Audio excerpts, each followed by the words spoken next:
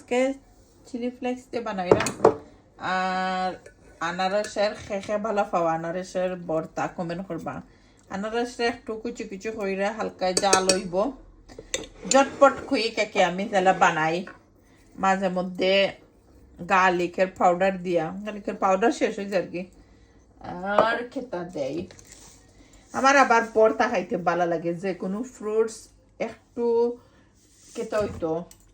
জাল জাল হইতো ফ্রুট সালাদ এগারটাকে জাল জাল যে দিয়ে ওই ভালো হয় কেউ ফ্রেশ একবারে ধনিয়া পাতা নাই তবে লন্ডনে যে বালা গরম দেন ওই একটু আনারসাকে আছে গরো ওলা একবারে ফলছি না একবারে ফলবার আসলে রামিসা আছে না রামিসা হইলে একবারে যে সুন্দর করে ফল হয়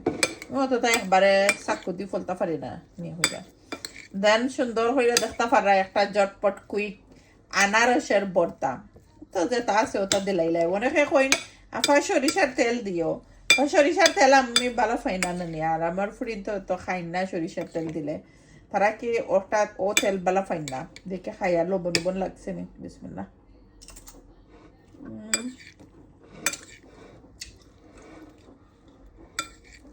যা মজা হয়েছে